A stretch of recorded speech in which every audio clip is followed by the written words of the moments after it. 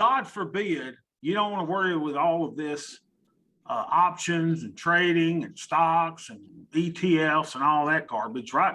So there are other things that you can invest in. You can invest in art, right? I heard that what's the guy's name? The Andy Warhol thing was going for what, like an astronomical, where he drew Marilyn Monroe. I heard that today. He's going for like, I can't remember how much. It's like maybe 200 million or so. Unbelievable. So maybe art's your thing. So if art's not your thing, maybe collectibles are your thing, right? Maybe antiques are your thing. Maybe gold is your thing. But what happens when the zombie apocalypse happens and we're all eating each other? Gold really isn't that important, right? What is important at that moment in time is rice and beans and rice and some type of way to keep us fed, right? So gold really, in the worst of times, has no value. So what else is there? A lot of times, I would say that something like soap and shampoo and toilet paper are very good investments for those of us that have to go through something like the coronavirus. That you remember when it happened, and then all of a sudden we had all these shortages. And now, does anybody know what the latest shortage is that is affecting my wife? And she's about to flip out. Has anybody noticed? It's hard to find the Dr. Pepper. And if mama ain't got the Dr. Pepper, mama ain't happy. I can tell you that. So we went to 2 restaurants last week, you know, Beth's like, I want Dr. Pepper. And they're like, sorry, we ain't got Dr. Pepper, as a shortage. Interestingly enough, McDonald's still has the Dr. Pepper. So I thought that was kind of neat. So maybe we could all stack up on Dr. Peppers, you know, and, you know, just sell them for, you know, 10 times what they would normally go for. Who knows? But it's a crazy world that we live in, y'all. It's a really, really crazy world. There's a lot of investments that you can do. You don't have to do stocks and bonds and all of the things, the options and the things that we've talked about. You could do a lot of different things. Now, one of the things that I used to love to invest in and trade in was real estate. How many real estate investors we got out there? We got some real estate people. If you're owning your own home or trying to buy your own home, you're a real estate investor, right? And that's a great investment in and of itself. So I wanted to talk just a few minutes about real estate, and I'll tell you why, other than my own home, why I'm no longer an investor in real estate. And one of the reasons is because I am lazy. So we used to, my business partner and I, we got into real estate several years ago in the 90s. And we would go to foreclosure auctions, which are kind of cool. I think it was the second Thursday of the month in our county in Georgia. Actually, I think by state law, they were all the same time. I can't even remember. I remember it was on a Thursday. And we go to the courthouse and we would sit there and wait for them to bid off properties, and we would bid on them. And the thing is, you had to have all cash. So if we bid on a property for, like, say we got one for $70,000, we would have to turn over cash or a certified check in the amount of $70,000. Now, we made a few mistakes along the way, because there were times we would buy properties for $70,000 and we might have a check for $100,000, a cashier's check for $100,000. Do you realize how long it takes to get change from a lawyer? Listen, they don't just say, oh, come by the office and I'll give you your $30,000 back. You know, you may see it in a month, 6 weeks, 2 months before you got your change back. So what we finally ended up doing is we would go, okay, our minimum bid, we would figure would be $30,000. So we get a $30,000 check and then a $10,000 check, then a $10,000 check. So we could kind of piecemeal it up. But it was pretty fun to go to the courthouse and actually bid on foreclosed properties. Now, some of you, the cool thing about in Georgia, and you need to check with your state law if you ever feel the need to do this, we would go to the courthouse and buy these. In the state of Georgia, there is no statutory redemption. Who knows what that means? No statutory, if I spell that right, no statutory redemption. What does that mean? Is that where they can come back later and get the property and then they have to pay you back? That's right. In the state of Georgia, you are screwed. If your house goes to foreclosure and they sold your house, it's over.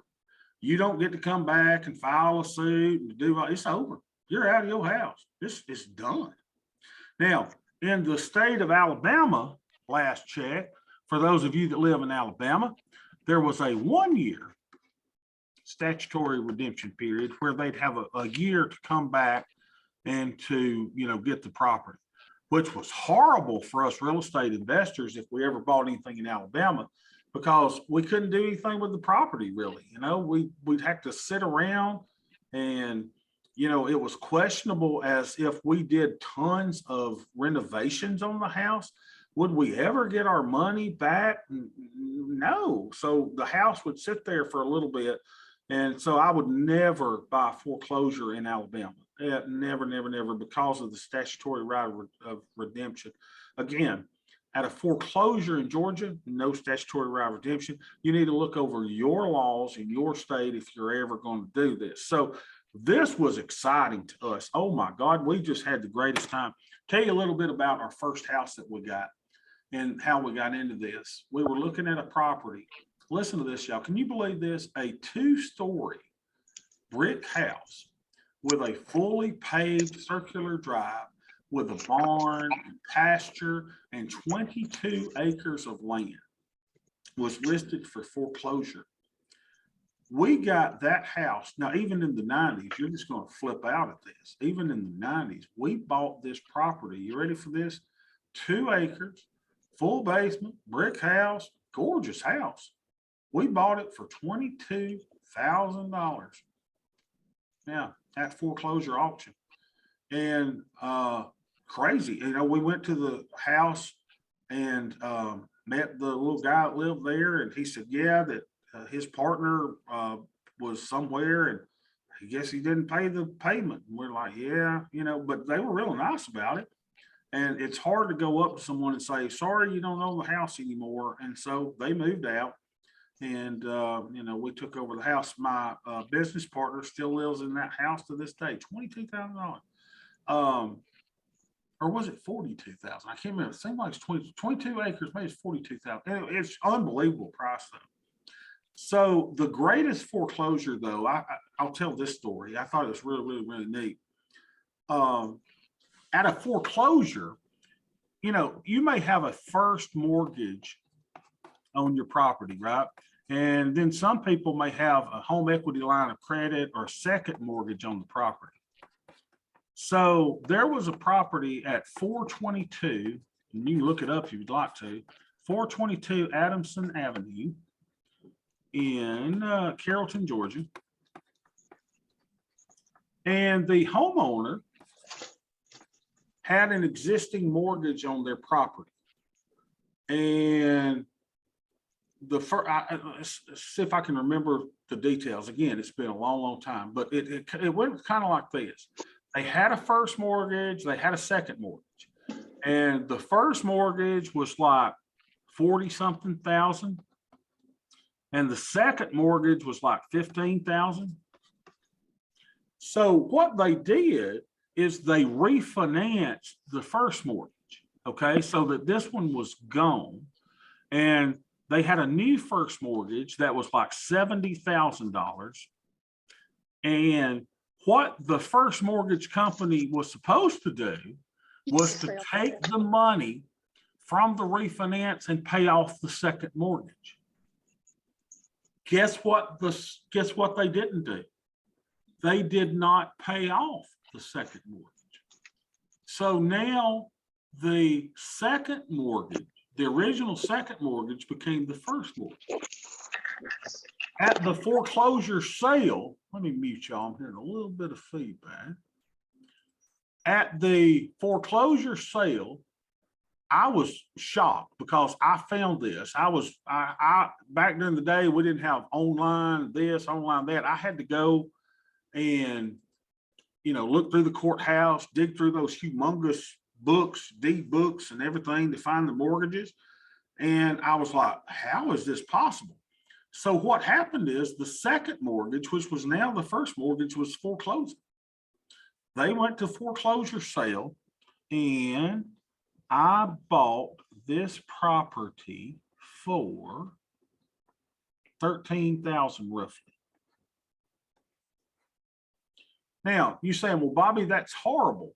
You bought a property for $13,000 that now has a second mortgage on it for $70,000. Well, that's kind of dumb because now you're going to be subject to the second mortgage. All contrary. In the state of Georgia, check your state. Guess what happens to all junior liens on the property? They are extinguished. So at the foreclosure sale, little old Bobby, dumb as a rock, going to the foreclosure sale, does a little investigating. I buy a house for $13,000, $14,000, wiped out the total second mortgage. And, you know, I sold it to a police officer 2 weeks later for $42,000. Incredible. So the deals are out there if you want to do those type searching. Now, tell you about another one too. So my father-in-law and my mother-in-law lived in a house, and the next door neighbor was just a deadbeat.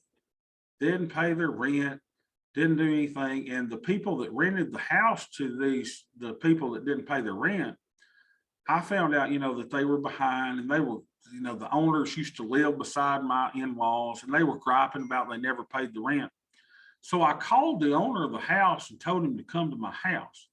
And I said, you know, I want to talk to you about something. So the owner comes to my house, and I told Beth the specific instructions. I said, Beth, I know you're dear friends with JW, but here's the deal. When I make an offer on the house, you don't say a single word, which is hard for Beth, y'all. It's actually hard for me too, but it's really, really hard for Beth. So I said, Beth, don't say a single word. I said, it's going to be hard. It's going to be very uncomfortable because you're very friendly with him, but I'm going to make an offer on his house, and I just need you to be quiet. I said, because the first one that speaks is going to lose. And I didn't mean to lose in a bad way, but I wanted to get my price. So here's what I did. He comes over, it's a brick house, you know, 3-bedroom, it's a 1-bath, not the most desirable neighborhood, but you know, it's a house with a tenant in it that's not paying the rent. So he doesn't want it anymore. So he comes to my house, I give him some sweet tea. You always got to have your sweet tea ready to go, right? Oh, you can't see that. How come you can't see my sweet tea? There you go. Got to have your sweet tea in the cup that, this is one of those cups that used to be what, a jelly container, whatever. Everybody's got those in their house, surely. And if you don't, oh, well, we know, right, that you're all highbrow. That's fine. So we go, and he comes to my house and sits down. We drink the sweet tea. And I said, JW, I want to buy that house from you. And I'm prepared to offer you $22,000. I love the 22s for some reason. I said, I'm going to offer you $22,000. Silence for what seemed like 10 or 15 minutes, y'all. And he sit there and he agonized, and he like put his head down. And I thought he was going to start whooping out in sweat, right? And he comes back and he looks at me. He says, I tell you what, Bobby, you give me $22,500 and we got a deal.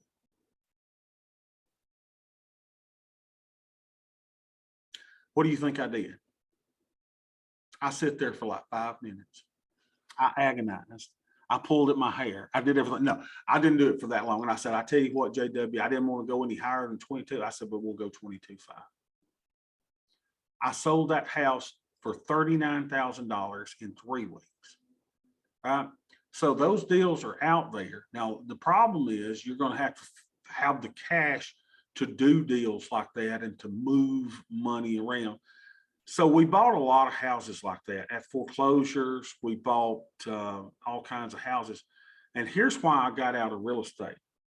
Because how many of you have ever laid sheetrock? Do you know what I'm talking about? So my business partner said this. He said, Bobby, we can save so much money if you and I will just do the work. And I was like, okay. So he had me out there every Saturday, y'all. My fat, slobby, sweaty self on the ground, cutting sheetrock and hanging sheetrock.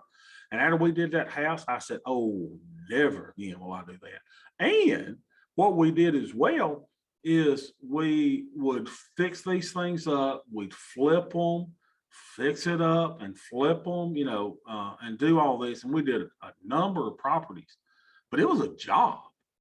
It was a full-blown job. And Kyle, what kind of tax treatment did I get on the flipping of my houses? Anybody know? Capital gains. Ordinary. It would be income. short term. It's short term. It's ordinary income, baby. Subject to, all of my Social Security and FICA and all that kind of stuff. Yeah, it was just ordinary income. And it was a job. So then we wisened up a little bit and we decided, hey, let's don't flip as many houses. Let's keep some of these for rentals. Now, that's what I would encourage you to do if you're going to do real estate investing, is to get into it to where you have passive income coming in, right? The taxation on rental properties was so much better.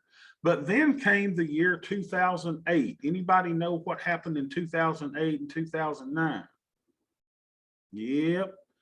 And I was sitting there holding real estate that had no tenants in it. Nobody wanted tenants. Everybody was living either in a tent or in your mama's basement at the time, seemed like. And I'm holding all these rental properties that nobody wants to rent. And I may have told you this story before, I'm not sure, but I remember going to church one night going, oh my gosh, I'm having to pay all these mortgages on these properties. And I don't, I can't sell them. I can't do anything. And the pastor at church that night had a sermon on, yelling grace at your mountain, so to speak. And I was like, hey, that sounds good to me. So we got out of church, me and Beth, and Abby was a little bitty baby at the time. And Amanda, she was a teenager that was living with us at the time. So we drove by the house. We sat on this house for a whole year, no tenant, no anything. And I said, we're going to roll down the window. I said, to the glory of the Lord, we're going to yell grace, and we're going to yell 3 times. We're going to put it in God's hand.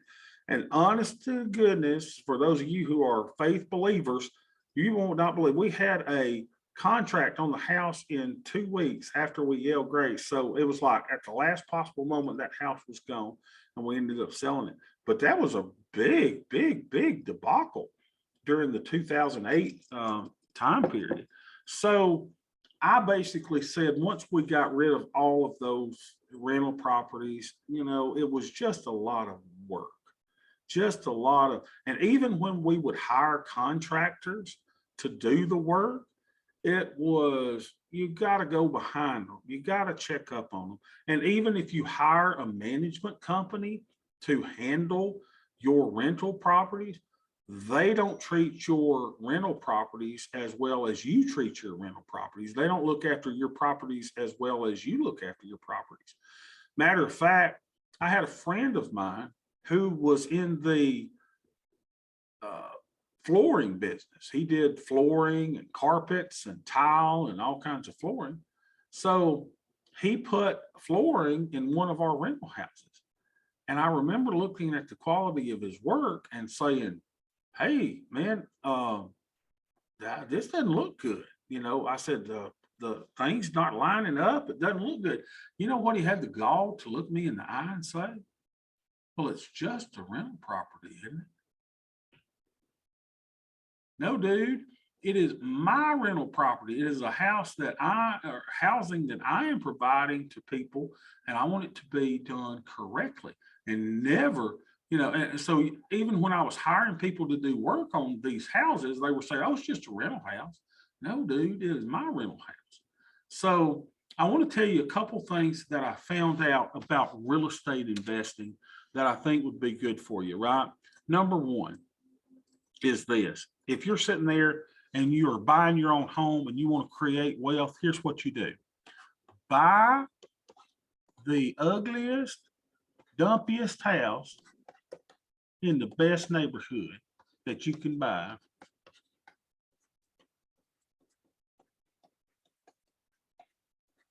That you can afford. You do not want to buy the best house in the worst neighborhood and go, ha ha, look, neighbors, I got the best.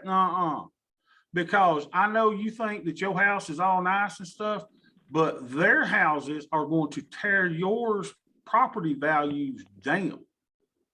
So what you do is you find the ugliest, doggiest looking house that you can possibly find in the best neighborhood that you can afford, right?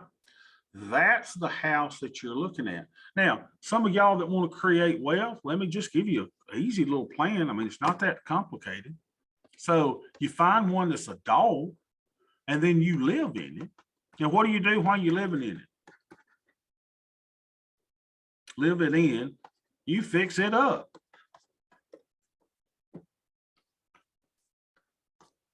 Okay. Now, you live in it, you fix it up.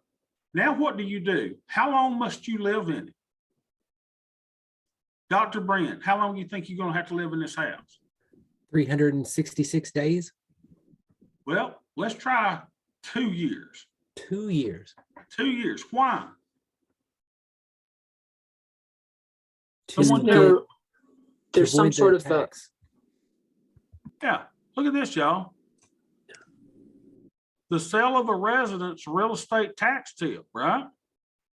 So first of all, you got to claim the exclusion. You can get the gain from the sale of your home is tax-free as long as you meet a couple of tests, right? That you've owned the home for at least 2 years, the ownership test, live in the home as your main home for at least 2 years. So basically for 2 out of the last 5 years, you must have lived in this home.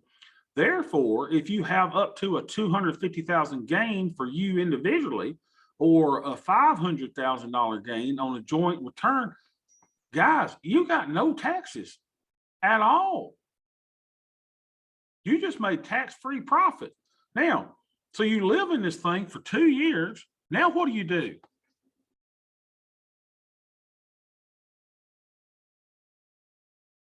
Sell it. You get the hell out, right? You get the crap out of Dodge and you sell it, exactly. And now what do? Go buy another one. You go buy another one. Now, Lisa, what kind of house you going to buy? Certainly not the nicest one. You're going to go to the nicest neighborhood and buy the ugliest house you can find. The dog ugliest and house. do the same thing all over again. Hey, you're running the wheel in real estate. Mm-hmm. We taught you the wheel in options, right? And in stocks, you run the wheel in real estate. You just do it over and over and over.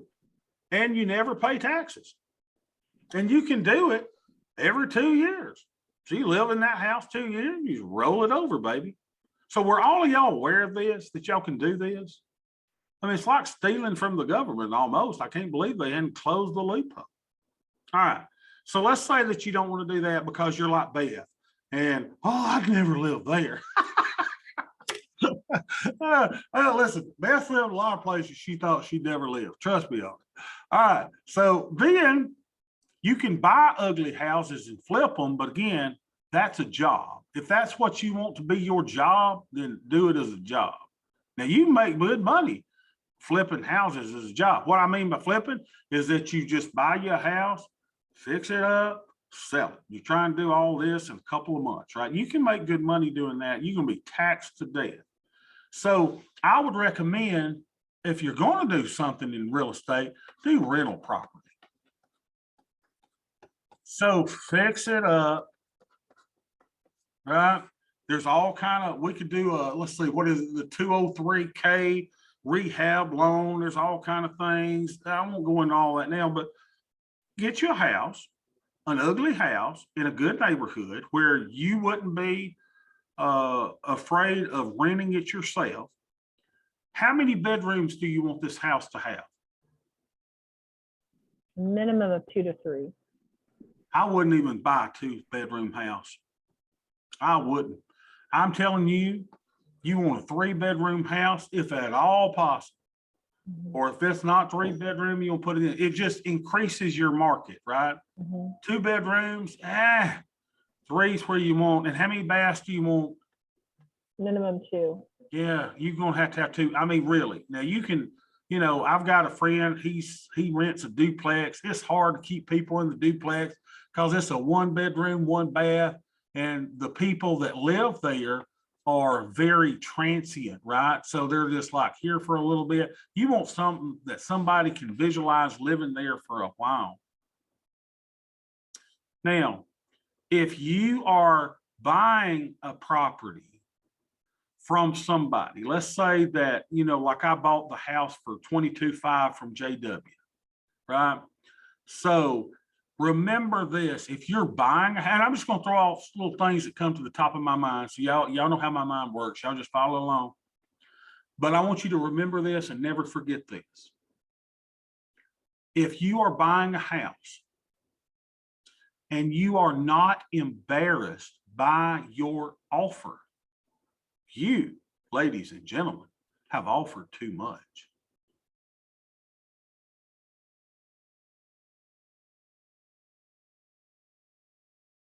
You don't get the house fever where you go, I gotta have that house. Oh man, if I don't get that house, I just, life will never be the same. Don't ever do that. Don't do like when you get new car shopping and you got to have the car today. Don't do that.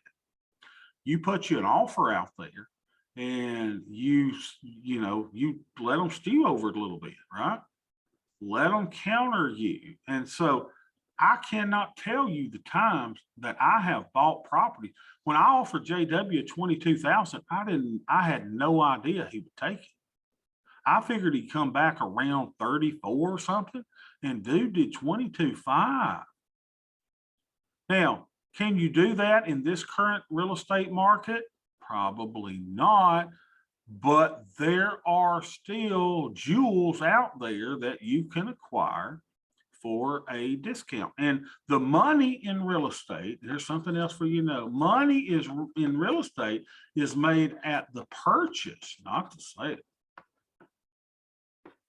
Not the sale.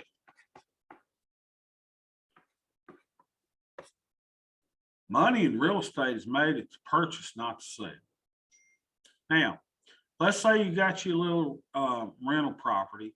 Fortunately, we used to have to put everything in the newspaper. Now you got Facebook, you got all this stuff that you can advertise your rental property.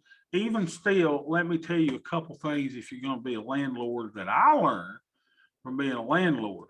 I have never been sued so many times in my life in small claims court as I have with stupid real estate stuff from tenants that I didn't adequately do what I needed to do in the beginning. Crazy stuff. So if you are a real estate owner, here's the thing you got to do. When I list it, I don't say I'm going to meet you. When can you meet? Blah, blah, blah, blah, blah. I had a phone number in my house dedicated to people to call to get information on the property. Now, with Google Voice, can you do that today? Absolutely. For information on this property, call Google Voice number. Don't tell them it's Google Voice number. But here's what you do. They call the Google Voice number, and guess what? Who's on the other end? It's you, or you can hire your kid or whatever to do this. And you said, hi, this is such and such. and I'm giving you information on the property located at blah, blah, blah, blah, blah. It's a 3-bedroom, 2-bath, immaculate. You got to use immaculate in there because that sells houses, right? And you tell them what the security deposit is. You tell them what the monthly rent is, and that they have to pay the first month and the last month's rent plus the security deposit. By the way, never make the security deposit the same amount as the rent. Why? They'll want to use it as their last month's rent. Never make the security deposit the same amount as the monthly rent. Exactly, Catherine, because they will, you sound like you might know that from experience. Or some of us may have done that in the past. Well, hey, you got my security deposit, I just want to pay the last month's rent. No, no, no.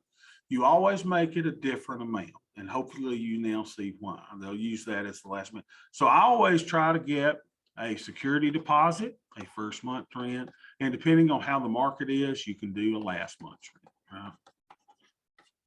Get it all. And all of this information is in the voice message. Now, how about this? Do we allow pets? No, Hell no, right?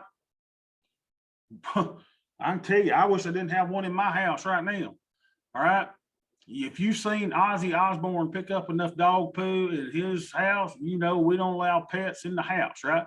Ain't no pets in the house, blah, blah, blah, blah, blah. Now, here's where the genius part of this is. Ladies and gentlemen, y'all should send me a check for giving y'all this kind of information. You ready for this? If you are hearing this voice message, the property is still available. If you are interested in seeing the property, I will be at the property this Saturday, March the blah, blah, blah, blah, blah, at 10 a.m. Now, why do I do that? You have more than one person coming. And what is that principle called, Lisa? Well, based on other persons I've worked with in real estate, they call it fishing or open house. or an open house. Mhm. And it is the principle of scarcity in work, at work. You've never seen a showing of a property go better than when you've got 3 or 4 couples or 5 or 6 couples there all at the same time looking at your house. Because what are they thinking? Oh heavens, I better put an offer on this rental house today because there's 5 other couples. Now, if you don't think that there's any couples coming, you need to get your kids and their families and your mamas and your daddies and everybody else coming up there, and you put some cookies out and you create quite a festive little atmosphere so that you're creating the principle of scarcity. And the great thing is, this means I set the showing on my time. I'm not waiting on, going, oh God, I got to go 5 days this week to show the property. If they are really serious, what will they do? They'll be there, right? Or they'll miss out on this wonderful property that I've told them on. Now, here's the other thing that I also tell them. You will need to bring a non-refundable application fee in the amount of X dollars. Now, back when I used to run rental properties, I would do it for $35 because I would run or have a company run it for me. I get my authorization. I would have them sign an authorization so that I could run a credit report on these people, okay? So that I could check their credit. Now, if they have horrible credit, what are they going to do? If you tell them in the voice message that you're going to run a credit report and they need to bring a non-refundable check for $40, $50, what are they going to do? Chances are, if they have horrible credit, they're not going to turn the application in. Mhm. You have just eliminated them in your voice message, okay? Tell you a couple of other things. So, They show up, they do the application, you take their money, you run their credit report. If at all possible, trust me on this. Oh my gosh, trust me on this. As a landlord in the past who will never do it again, you better run by their house. If you decided on, hey, you got 7 applicants and you're considering renting out to one of them, you better run to their house. You better knock on the door, look in the yard, and see how they treating their dog. However they're treating their outside dog is how they're treating their inside house. If at all possible, I would go to their house to deliver the news if you were going to select them as your property tenant, right? Knock on the door. Hey, you did an application, or come up with something. Hey, there's one little area that I needed. You know, if you go in the house and you look around and it's trash, just go, hey, there was one little area that I missed. Could you tell me blah, blah, blah, and ask them a question that you have made up. If you go in their house and kind of look around and everything looks good, then you can say, hey, I just came to let you know that I've approved your application. Do something. At least if you're not going to go in, look on the outside. See how they're treating the current, because I'm going to tell you something.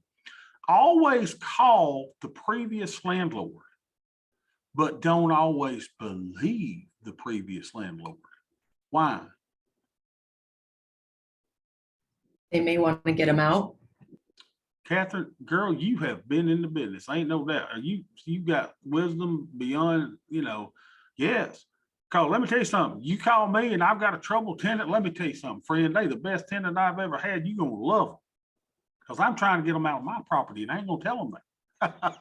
It's just the way things work. You want to, if at all possible, ride by where they're working or not where they're living, right? Call the employer, make sure they got that they are employed, that they've got a source of income. You got to protect yourself. The worst thing that you can do is be so happy to have rented your rental house and to get the wrong tenant.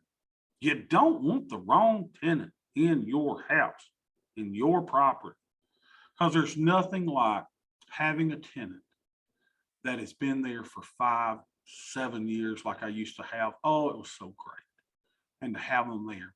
And do you know what I did at the anniversary?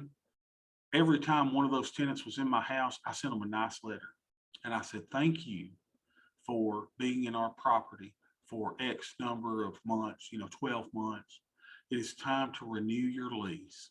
And you always want a written lease, no month-to-month garbage, none of this. You want everything in writing, everything in writing. You want a lease that is so restrictive to the tenant that you would not sign it yourself if you were renting from you.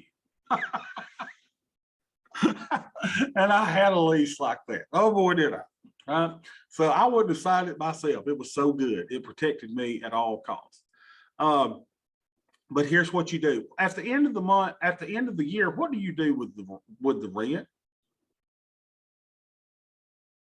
Anybody?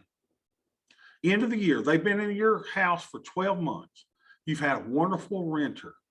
They're paying you $1,000 a month. What happens at the end of the year? You're an evil capitalist landlord. It's time for you to start thinking like one. What do? You up the Invest- rent? You bump the rent up. Kyle, you evil capitalist, you. It's exactly what you do. And what you do is in the letter, you apologize for it. You act like the president of the United States. Guys, listen, I'm sorry the price of gas is going up and all this kind of stuff. And, we're just trying to feed our family and we've evaluated everything. And unfortunately, your rent is going up to $1,025 a month, right? I don't care if it's just and you want it to be a nuisance increase. What is a nuisance increase, Kyle? You evil capitalist, Sure, an increase that I just have to stomach it because the price of leaving is too steep. Exactly. And that's $25, $50 a month. Nobody gonna leave just because you're going up $25, $50. Nobody. Because they go, oh my gosh, I gotta go out, I gotta find something else, I gotta do something. No, it's a nuisance increase. And you've substantially increased the amount of money that you're going to get. And if you're selling that based on cash flows, you've done wonderful there as well. All right. Now, How about this? You don't want to be a landlord because you don't want those calls in the middle of the night, right? You don't want, oh, this stopped or this, oh, we've got a light bulb out, you know, all of those calls. Here's the thing. And it was in my lease too. The first $50 of any repair is your responsibility, Mr. Tanner. And then also I would give them the number of the heating and air person. I give them the number of a plumber. I give them the number of an electrician and said, listen, if it's an emergency and something tears up, you have permission to call my plumber, to call my electrician, to call my heating and air guy, right? You need to realize you're going to be responsible for the first $50 of the repair. But because Bobby is such a kind person, oh my gosh, y'all gonna hate me after I tell you all this. I would say this, but because I'm making you pay the first $50, I'm going to give you a $50 discount on your monthly rent. Am I really giving them a discount? No, I'm just bumping the rent up $50 extra than what I wanted to start with. Catherine, you looking at me like I'm an evil capitalist? No, I was actually thinking I had never heard that, and that is genius to have them. It's like a deductible for your insurance. It's like a deductible, exactly. And I love that idea. I never thought of that before, but that makes the frivolous calls less because they know they have to pay $50. So they might try to fix it themselves so I've just never heard that. I love that idea. You got to have in the lease too. Now, listen, if there's water in the floors and it's 2 inches deep, you know, and you don't call because of $50, you're going to be responsible for that. You know, you got to have strong wording in your leases. You want to make sure you get a lease that is strong, protecting in case they fail to take care of something, right? The other thing that I do is this. You ladies and gentlemen are busy people. I see it on your face. Brad, I see you right now. Brad's doing something on the side. I can almost tell he's doing something. Look at him. See him? He's doing his taxes on the side. The man is busy. Dude's got all his stuff. I mean, we're all busy. You are not a professional rent collector, and neither was I. There is no place in the world that you can meet me to give me rent. I do not come by your house to give you rent or to collect rent. You know where the rent was always due for my tenants? It was at P.O. Box 383, Bowden, Georgia. And it was due on the 1st of the month. Nowhere else. Excuse me, Bobby, can I drop by your house? Oh, hell no, you can't drop by my house. Can you come by and pick up the rent? Oh, heck no, I can't come by and pick up the rent. Your rent is due at P.O. Box 383, Bowden, Georgia, 30108 on the 1st of the month. Now, if your rent is not paid by the 5th of the month, it's time for you to get out. And without question, I would go to the magistrate court and I would file dispossessory proceeding. I do not play. This is a business. You do not treat it like, oh, well, I'm going to give you 2 weeks and oh, I'm going to do this, because you will have a headache that you do not know. Hold on, Beth's telling me something. Sure can. Can we make a scrimmage game tonight at 7:30? Of course we can. What else we got to do? We ain't got any rent to collect. You don't go and collect rent. You don't go and pick it up. You're not a rent collector. Oh, heck no. So if you paid it by the 1st of the month, by the way, what do you receive if you pay your rent on or before the 1st of the month? Does anybody know? A receipt. No, not a receipt. What do you get? I'm gonna give you something. Well, they do need a receipt. I agree with that. What else could you, what else did I give them? Evil capitalist Bobby. What did I do? You let them stay in the house for a month. No. 5% discount. You get a $50 discount if it's paid by the 1st of the month. Y'all see how sweet I am? My tenants love me because they thought Bobby is the sweetest guy on the face of the planet. Not only does he give me a $50 discount for doing the first $50 of any repair, he's also giving me a $50 discount by paying it by the first of the month. Now, if I go to the first of the month and it ain't there, they got an email letting them know that there's a $50 charge that's added to it. So if I get it on the second, the third, the fourth, or the fifth, and they owe $1,000, they owe $1,050. And if it ain't there by the fifth, I go and I file for dispossessory proceedings. Unfortunately, for those of you that may be in Alabama, it is a tenant-friendly state. Here in Georgia, we throw your ass out to the curb quickly. All right? It's just the way it is here in Georgia. We are very landlord-friendly here in the state of Georgia. It's a great state to be a landlord. All right. I think I have shared with you all the wisdom that I have on real estate as far as flipping homes, and I never really got into commercial at all. Would I get into commercial now? And I'm picking on Kyle for some reason. Kyle, would Bobby, the evil capitalist, be involved in commercial real estate today?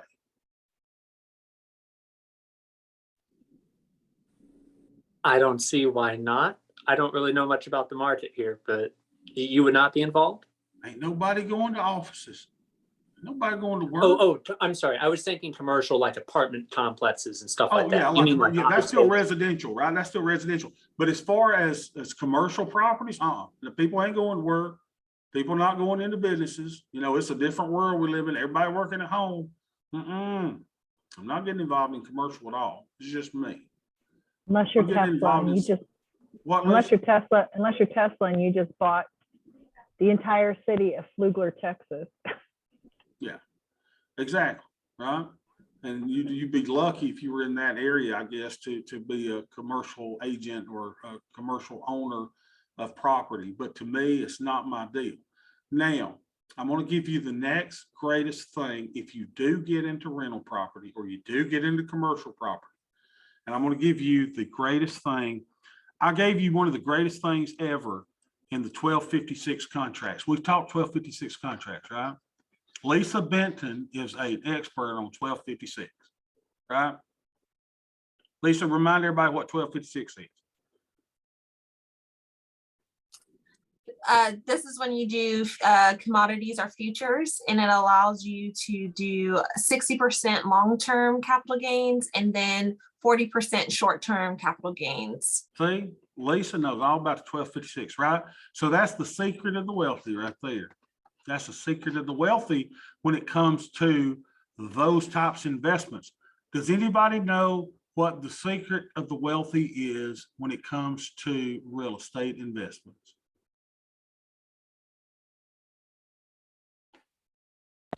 Is Is it it the the mortgage interest deduction? 1035 exchange or something like that. 1031 exchange. Yes, 1031 exchange. Buying a light property, selling it for light, you don't pay taxes on it. You evil capitalist pigs, you. My God, what are you doing? Y'all know all about this stuff. 1031 tax-free exchange. You say, well, I don't want to exchange my property. You don't have to exchange it. And it's beyond the scope of what we all need to do for me to give you all the info on it. But 1031 tax-free exchange is where you take investment property and you exchange it for another investment property. So you could actually take land or something you're holding for an investment and trade it for commercial property, or take commercial property and trade it for, a huge condominium project, right? So there's all different things that you can do with the 1031 that are even better than the 1256, things that we do with futures and options and all of that. 1031 tax-free exchange, you go, so that means I've got to find somebody to trade? That's what I used to think when I first heard of the 1031. I'm like, well, that's going to be hard. No. All you got to do is make sure you have special wording in your sales contract that this is going to be the subject of a 1031 tax deferred exchange. Then you got to make sure that you identify an intermediary to handle it, right? Then you've got to make sure that you never handle any of the money. and it works just like a regular sale. You don't receive the sales proceeds. The intermediary takes the sales proceeds and uses those to acquire another investment property. And your gain on your sale is totally tax-free. Ladies and gentlemen, we're ripping the government off with their permission. So this is one of the secrets of the wealthy. You can exchange this stuff and never pay taxes. Well, maybe your state one day will pay taxes, because all you got to do is take your commercial property, sell it, make sure you got the special language that the intermediary will provide you with. Then you acquire a like-kind property, which basically is any other type of investment property. So you can scale your way up and buy bigger and bigger things to where you're Mr. Monopoly. You know, you got it all. You got the Park Place and the boardwalk, and you're doing it all tax-free. So if real estate is your thing, do this. Now, how do you find an intermediary? Do a search for 1031 tax exchange intermediary. Hold on a second. I'm going to give you a name. Now, keep in mind, it's been a long time since I've been in real estate, but if you'll look up this guy's name, John Mangum, I think I can spell him right, John Mangum. I'm sure he's still doing it if he hadn't retired. And he is in Georgia. John Mangum, I think I'm spelling his right, but if you'll do a search for John Mangum 1031 tax deferred exchange, Georgia, you'll find his group. What's the name of his group? And the reason is, you know, I was a real estate broker, and John was a 1031 tax deferred exchange intermediary. And guess who would, I don't drink, but guess who would always buy the liquor and get all the brokers and the agents liquored up? It was John Mangum. So he can make them happy and make sure, but he knew everything about 1031 tax deferred exchanges. So, you know, or look it up, intermediary. You need to find an intermediary. They'll charge a fee, but it'll be well worth it based on the taxes that you will save. Now, you've got a certain amount of time that you've got to identify the replacement property. You've got a certain amount of time that you've got to close on the replacement property, but they will assist you through the process. Now, final tip of our real estate session today. Y'all didn't think you was going to get real estate in the class, did you? All right, final piece of the puzzle with real estate. God is my witness. I just forgot. Let me take a drink of sweet tea. Here we go. The last part of the real estate thing here. Say you're like me. You're lazy. You don't want to get out. You don't want to look at properties. You don't want to drive by. You got too much stuff in life. You got ball games at 7:30 tonight, scrimmage games. You got all this kind of stuff. Well, all you got to do is you can invest in real estate investment trusts.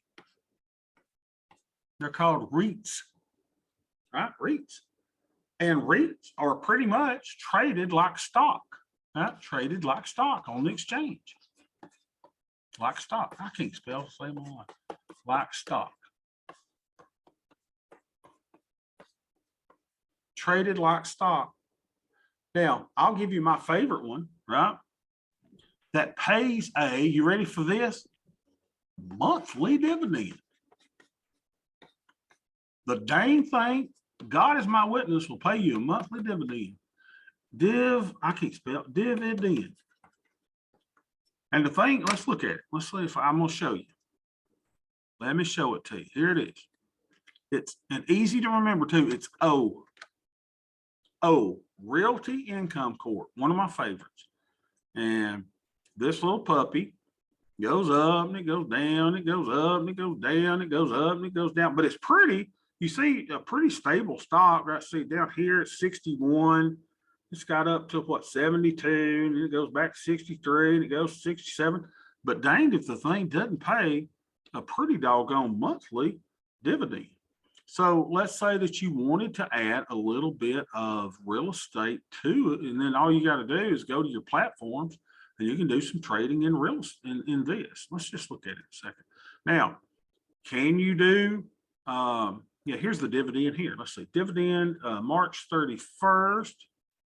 See if I can find out the amount of the dividend. How do I find out the amount of the dividend? If there's a way that I could get that to tell me. Let's see. Well, it's a pretty good dividend. And it does it monthly. Now, could you do the same thing? Maybe sell puts to acquire shares? Absolutely. Right. It's got a pretty, close bid-ask spread, 5 wide, right? You could go down here if it's trading currently at 67, 66. You want 100 shares, sell the 67.5 for $1.10. If this thing goes up, keep the $110, do it again next time. Could you do the covered call on it? Well, yeah, but it's not as, you can see 5-cent wide spreads here. You don't have to be fancy with it. You could just buy it outright. But you can have something like realty, and there's hundreds of real estate investment trusts and things out there that you guys could invest in with real estate. All right. So there's all different kinds of ways to get involved. If real estate is your thing, you want to add it to your portfolio and you don't want to get your hands nasty, then something like this would certainly be a way to get involved. Any questions on real estate today? Wasn't this kind of cool? I thought you said dope. I'm not sure when that come out. I probably did say dope. All right. Any You questions? said you were talking about soap as a commodity. Oh, and yeah. I thought that you said dope. Well, that's probably a commodity in some areas as well, right? It breaks my heart, y'all. Drugs are so bad. And my family's been affected by it. And, we've got one of my nephews who has, come off of things and done well. Then I've got his brother that's just in the pit of that stuff. And that stuff is just evil. And it breaks my heart that anybody, gets involved with that. Matter of fact, in our county, it shows all the arrests that are made, and most of them are meth. And it's just terrible to see what it's doing to so many people. So my prayers for any of y'all, if y'all have family members that are involved in that. And I shouldn't, make a flippant joke about it, but it is certainly an epidemic that's out there. I don't know how to address it. I don't know what to do. You can offer help, and they don't want help. They just don't want help until they reach dead bottom. All right, questions on real estate at all? Hey, Bobby, what do you think about syndications, like kind of another way to not get your hands dirty? I mean, you're sort of putting a lot of trust in people you don't know, I guess, but do you have any thoughts on that?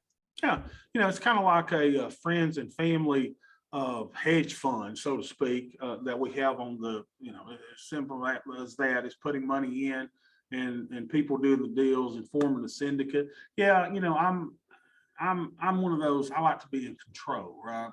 So if I'm the syndicator, I'm fine with it. If I'm the syndicatee, I'm probably not fine with it. It depends on how much trust you want to put in this with someone else, and the amount of money that they're requiring for you to put up as well. I'm very distrustful of people. The older you get, the more you get burnt by so many. It's just hard to. But yeah, what he's talking about is people that create these syndicates and they seek investors. I mean, it's really kind of like a hedge fund, and then they go out and do the deals. Right? Any other questions on real estate? Any of y'all real estate investors at all? Zach, I hadn't seen you here the whole time. Zach, we just talked about 1031 tax deferred exchanges, the secret of the wealthy in real estate. Hey, Bobby. Yeah, thanks. Sorry, I joined late. I had another meeting that went over. Okay. I'm gonna have to go back and watch this one. Yeah, it's all on real estate today. So let's do a little housekeeping real quick. Like, you'll notice I didn't post anything in our room last week. Do you know why? Because some of y'all would not have taken a break. Some of y'all would have said, I'm gonna go ahead and I'm gonna work ahead, and I didn't do that. So let's slowly get back. I don't want to give you too much reading this week. I may give you a short little discussion this week, but don't kill yourself. It's really important that you work on your mental and physical health and don't get burnt out. Some of you sent me emails, and I appreciate you giving me updates. I do. And remember, my class is a class of grace. However, grace ends. You remember in church, they taught us that grace was God's riches at Christ's expense. In this class, it's gains is riches at the class's expense, I guess is how we call it here. So, and the only reason that my grace ends is because it has to end, because I have to put grades in at some point. So at this point in the game, make sure that you get caught up as much as you can, go slow, do one thing a day or do half a thing a day to get, my purpose in giving you assignments is not to give you busy work. It's actually give you things that are helpful and beneficial to you. And some of them are fun, just for the heck of it to, loosen up. But I don't want anybody getting all stressed out, all upset. Everybody just calm down. There's no reason everybody and their mama shouldn't have an A in this class. I can imagine when word gets out to the football team that Nick Saban may take the class himself. Right. So, but it's not to ruin your life and not to ruin your GPA. It's hopefully to help you learn and to give you life skills when you leave this class. I remember Dr. Lynn Brown was the greatest finance professor I ever had. And I didn't understand what he meant when he said this. He said, nobody should be teaching courses until they've had 20 years of experience in the workforce doing something. You shouldn't become a teacher until you're in there. And so, unfortunately, in academia, we got everybody that got their bachelor's degree, immediately got their master's, immediately got their PhD, and they've never been in the real world. Real world is cruel. Real world is hard. Real world is, dog eat dog and try to rip you apart. So y'all encounter enough of that on a daily basis. You don't need me here to rip you apart. This class is for you to learn and to apply what you learn, hopefully outside of here. Okay. Questions, comments? I was going to ask if the monthly dividends that you get from REITs, are they treated differently tax-wise because they're presumably like monthly rental fees? I don't think so. Matter of fact, I got real estate investment income this year, and I sent my taxes off the other day, and I don't remember anything. Now you got me now, Kyle, you got me thinking I did my taxes wrong or something. So thanks for ruining my weekend. I'll be thinking about God to let me look at that. I don't think that they are. I just I remember just reporting dividends, right? I don't think there's any special thing to the way that I reported my old dividends that I received this year. Zach, do you know anything about that? I don't think that's the case. I don't think you get any special treatment on those dividends. Special treatment for your dividends? For like if you were investing in a real estate investment trust, like ticker symbol O. Yeah, no, I mean, it all ends up, coming onto a 1099 div and rolling onto a schedule, and you just end up claiming it as income. So it's not, there's nothing special about like the underlying asset that pays the dividend. Yeah. All right. If I play a song, will y'all all not leave? Will y'all stay for the song?